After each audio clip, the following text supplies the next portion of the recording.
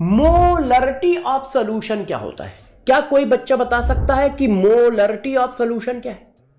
किसको कहते हैं मोलरिटी? तो देखो, 1 लीटर सॉल्यूशन में जितने मोल सॉल्यूट के होते हैं उसको मोलरिटी ऑफ सॉल्यूशन कहा जाता है।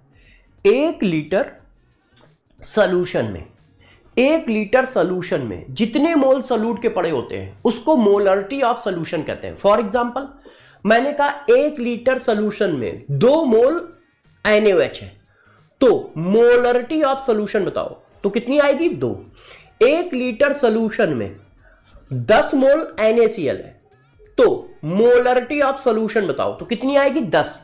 1 लीटर सॉल्यूशन में जितने मोल सॉल्यूट होते हैं वो उसकी मोलरिटी होती है। फिर मैंने तुमसे कहा 2 लीटर सॉल्यूशन में 2 मोल सुक्रोज है, तो मोलरिटी ऑफ सॉल्यूशन बताओ। सारे बच्चे बताएं।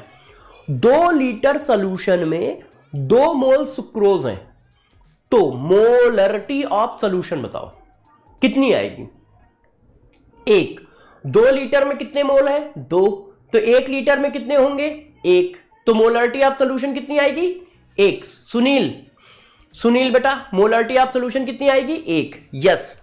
तो देखो, मोलरिटी की डिफिनीशन क्या है? Total number of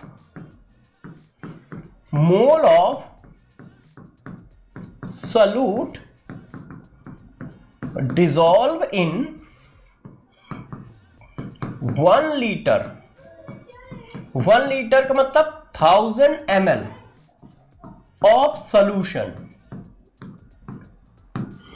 1 litre solution में जितने मोल सॉल्यूट पड़ा होता है उसको मोलरिटी ऑफ सॉल्यूशन कहते हैं। तो 1 लीटर में कितने पड़े होते हैं? देखो, तो मोल ऑफ सॉल्यूट फार्मूला क्या है, जरा ध्यान दो। Divided by volume of solution in litre. Volume of solution in litre. ये देखो, यदि आप वॉल्यूम ऑफ सॉल्यूशन को ml में लिखना चाहते हो तो देखो, mole of solute, volume of solution in ml। तो जब इसको ml में लिखोगे तो यहां 10 की पावर 3 आ जाएगा। लीटर में है तो mole of solute divided by volume of solution in litre. Mole of solute divided by volume of solution in ml। तो जब ml में होगा तो ये किस में होगा? 10 की पावर 3। ऐसे। अब जरा इस फार्मूले को क्या क्या कर सकते हैं, जरा गौर से देखिए। सारे बच्चे गौर से देखेंगे। यार, आपको क्या दिया है? वॉल्यूम ऑफ सॉल्यूशन है, तो वॉल्यूम ऑफ सॉल्यूशन की जगह आप क्या लिख सकते हो बताओ? वॉल्यूम ऑफ सॉल्यूशन की जगह क्या लिख सकते हो? तो देखो क्या लिख सकते हो। आपको होता है D = m/v। तो V = क्या हुआ? m/d। क्या ये बात सही है? क्या ये बात सही है गुप्ता जी? हाँ भाई, D = m/v, तो V = m/d। अब जरा देखो, इसका मतलब वॉल्यूम की जगह आप ये डाल सकते हो। तो वॉल्यूम किसका है? सॉल्यूशन का। तो आप उसकी जगह क्या लिख सकते हो? मास किसका होगा? सॉल्यूशन का। Mass of solution. अब जो डेंसिटी ऑफ सॉल्यूशन नीचे आएगा, volume of solution equal to mass of solution divided by density of solution. जो डेंसिटी ऑफ सॉल्यूशन है ये ऊपर चला जाएगा, जब यहां आएगा तो ये आ गया डेंसिटी ऑफ सॉल्यूशन इंटू 10 की पावर 3, जैसे था वैसे। तो देखो, हमने क्या किया?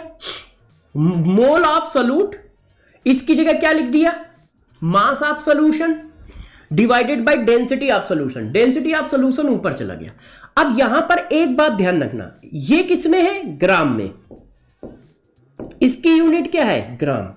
और इसकी यूनिट क्या है? इसकी यूनिट है ग्राम पर ml।